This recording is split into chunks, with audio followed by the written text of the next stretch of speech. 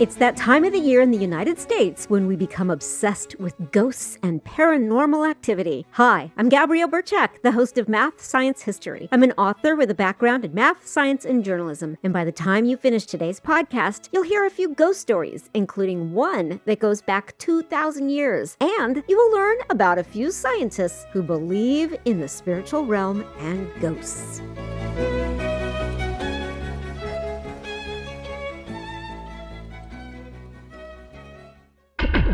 In the year 415, the infamous philosopher and mathematician Hypatia of Alexandria, Egypt, was savagely murdered by church monks. This murder shocked the Roman community and its government leaders. Hypatia was known far and wide as a respected philosopher, mathematician, government advisor, and a professor. Hypatia, The Sum of Her Life, is a book that I wrote that looks not just at the circumstances surrounding her death, but also at the sum of her entire life. I weave in the details of her education, disciples, Neoplatonic philosophies, female contemporaries, and the many mathematics that she wrote and taught about. There is truly more to Hypatia's life than her death. Hypatia, The Sum of Her Life, written by me, Gabrielle Burchak, is now on sale on Amazon. Buy your copy today.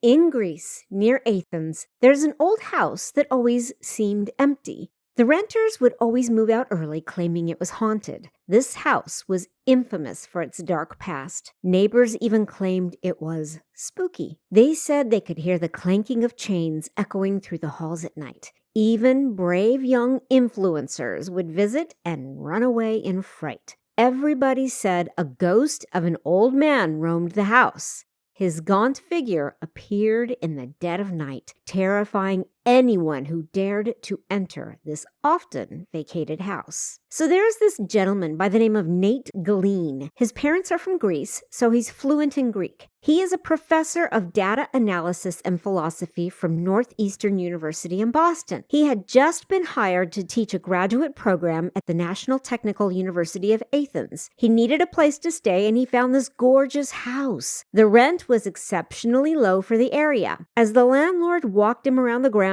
he warned him that the place was haunted. Even the skinny old gardener, who lived in a small house in the large backyard, told Nate about the ghost. But Nate wasn't fazed because he was a data analyst, a number guy, and a very rational thinker, hence the philosophy. So he rented it. On his first night in the main house, Nate set up his laptop in the living room to work on upcoming lesson plans because courses would be starting soon. Being new to Athens and nothing like Boston, the neighborhood was quiet, which was eerie for him. Midway through his workload, he heard clanking. It was faint but unmistakable. Nate froze, went down the hallway, and peeked around. He saw nothing. Feeling a little unnerved, he turned on all the lights on the main floor and returned to work. Then he started to hear clanking again. He thought it was possibly the plumbing and everybody was making a big deal out of nothing. Then, deep in the thick of his work, he saw a skinny old man walk into the room. Nate was unfazed. He quickly looked up, thinking it was the gardener, looked back at his laptop, held up his finger, and told the man in Greek to wait a couple of minutes while he finished his syllabus. Nate thought, if I keep working long enough, the gardener will return to his house. So the old man stood there, while Nate sat on the sofa for 15 more minutes, writing the rest of his syllabus. Finally, the old man rattled something so loud that it sounded like large chains. Nate sat straight up and looked at him. It was not the gardener, but a tall, skinny, gaunt, and skeletal-looking man. His piercing blue eyes were sunken. His matted hair was messy, and his beard was tangled and wild. He had chains wrapped around his wrists and ankles. As he dragged them, they made a sound that made Nate's skin feel like it was crawling. The old man motioned for him to come, but again, utterly unfazed by this scene, Nate sighed, calmly closed his laptop, and said, "Okay, how can I help you?" The old man motioned for Nate to follow him. So Nate grabbed his phone, turned on the flashlight feature, and followed the old man deep into the backyard. There, in the large backyard, the old man stepped in front of a grove of fig trees. Nate grew impatient and finally asked, "What are you trying to show me?" At this point, the man melted into the ground. Even though it was odd, again, Nate wasn't wildly shaken. He was really calm about what he observed and didn't know what to make of it. And since it was 4 p.m. back in Boston, he called his best friend James and calmly told him that he saw a man melt into the ground. Truth be told, according to James, he was scared, which is unlike Nate. So James stayed on the phone with him for a few hours until Nate finally felt calmer. So Nate went to sleep that night, and the following day, Nate woke up and had an epiphany. He decided to implement a plan and went to visit the gardener. He told the gardener everything, including what he was thinking about it, and convinced the gardener to call for an excavation team. The diggers showed up 2 hours later. He and the gardener went back to their daily duties, and while they were working, the excavators digging in front of the fig bushes started to yell. Nate and the gardener ran to the fig bush and looked down at the steep, dark hole in the dirt. There, deep in the dirt, was a skeleton and large chains in the same spot where the man melted into the ground. Nate and the gardener were in shock. The gardener told them to immediately stop digging. He then reached out to the Ephorites of Antiquities and Cultural Heritage, who arrived, cordoned off the area, and called the landlord to tell them that the heritage needed to begin an archaeological dig. Nate was told that he could stay in the house as long as he didn't go into the backyard. So that night, as Nate sat in his living room working on his coursework, the house was silent. No chains, no noise, no ghosts in his living room. Just pure, wonderful, welcoming silence. At last, the old man and his chains found peace and a place in history for the world to see. For the record, I modified this tale from an ancient story written in 100 CE by Pliny the Younger, a Roman author and lawyer. He had sent a letter to his friend Sura, describing a story he had heard about Athenodorus, a philosopher and a Stoic. Stoicism is a Hellenistic philosophy that seeks to tap into positive emotions and minimize negative emotions to develop a life of virtue. As a result, Athenodorus could find calm even in the face of fear. Athenodorus had just arrived in Athens, Greece, and, like Nate, was impressed with the price of the house and decided to live there. A ghostly apparition arrived as he sat in his moonlit living room with a candle, scrolls, and a pen.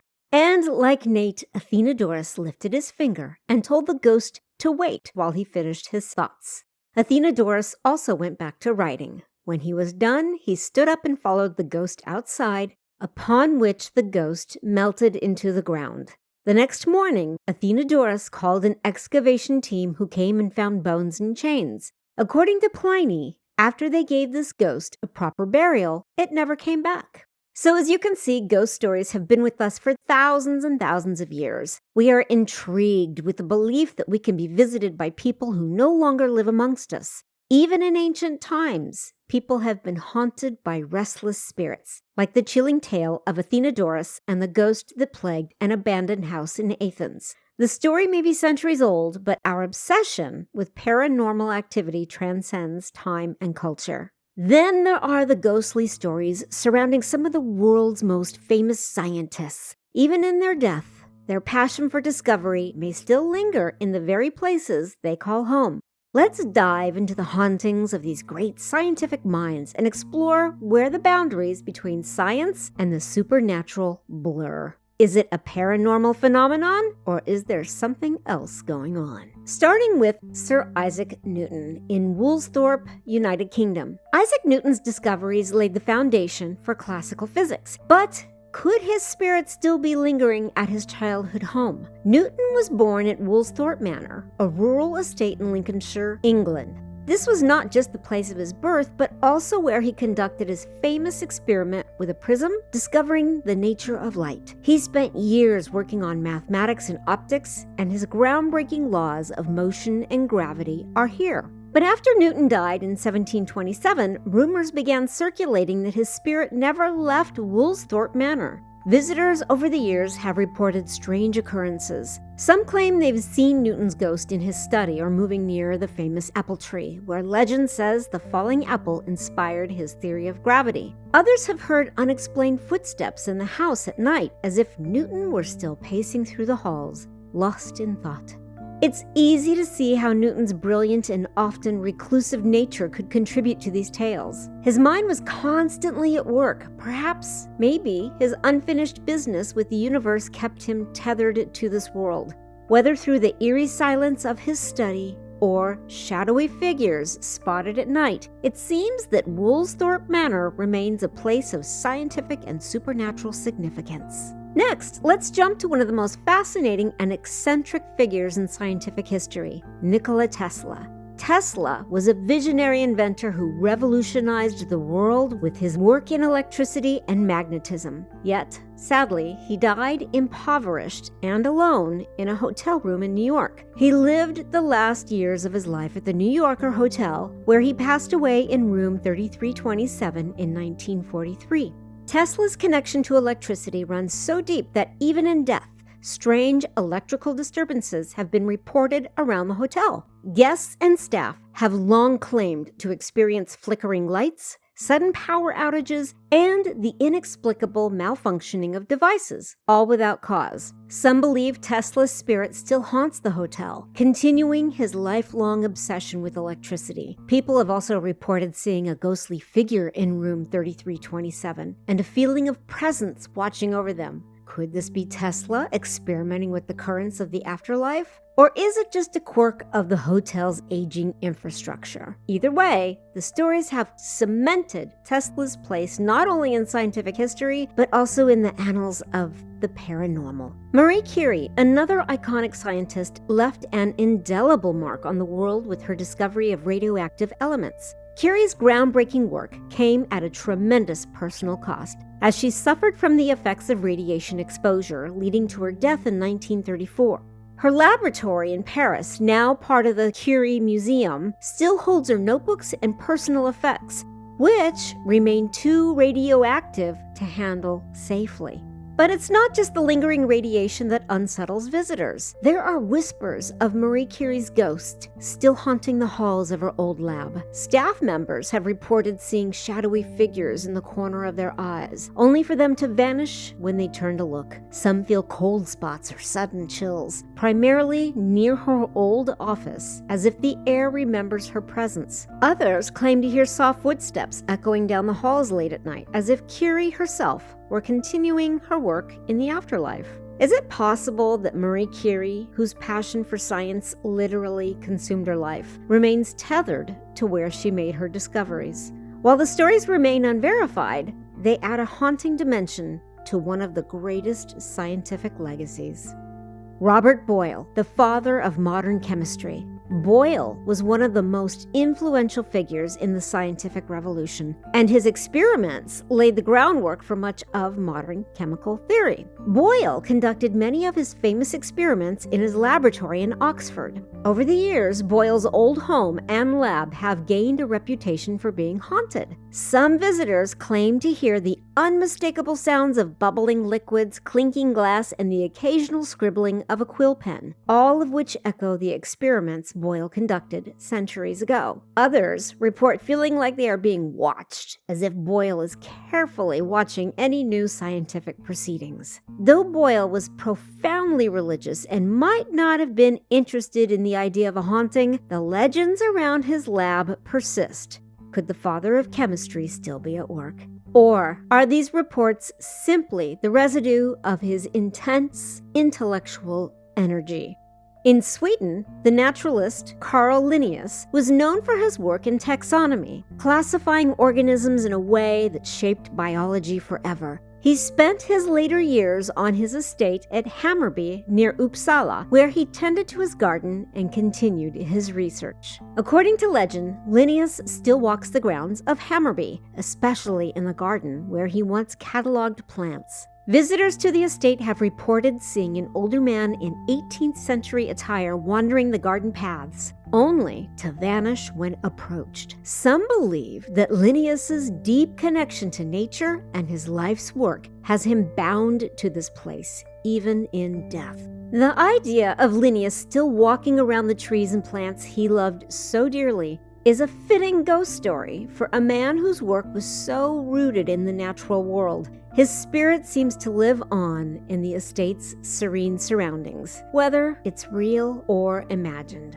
And then there's Galileo Galilei, the father of modern astronomy. After his conflict with the Catholic Church, Galileo spent the last years of his life under house arrest at Villa il Gioiello in Artrici, Italy. Though confined to his home, he continued his work observing the stars and writing about his findings. Some visitors at the villa claim to have seen Galileo's ghost, still peering through an invisible telescope, gazing up at the stars he loved so much.